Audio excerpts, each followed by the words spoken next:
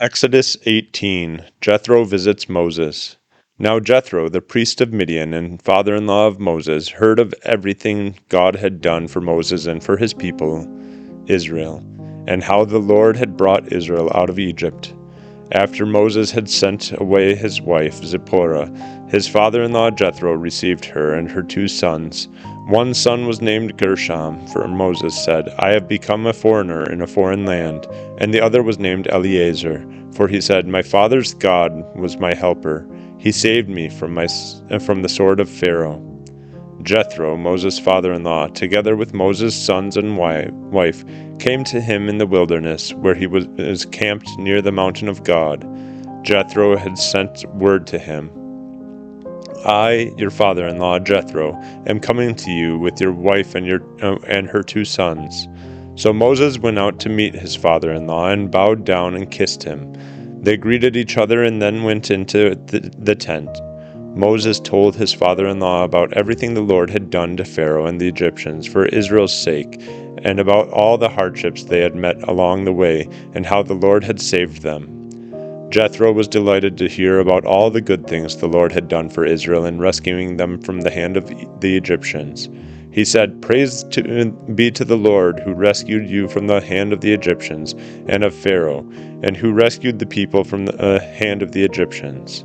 Now I know that the Lord is great and greater than all other gods, for he did this to those who had treated Israel arrogantly."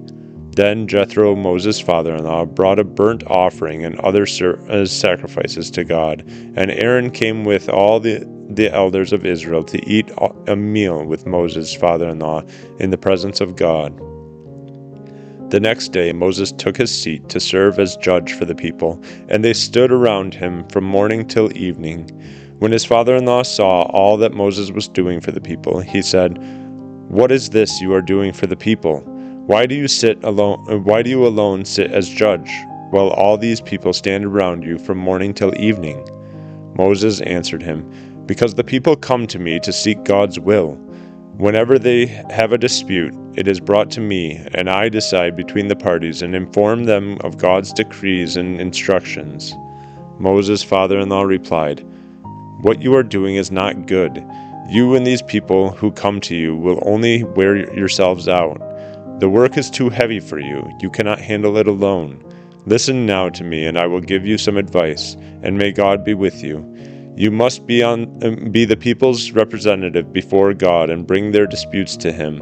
Teach them his decrees and instructions, and show them the way they are to live and how they are to behave. But select capable men from all the people, men who fear God, trustworthy men who hate dishonest gain, and appoint them as officials over thousands, hundreds, fifties, and tens.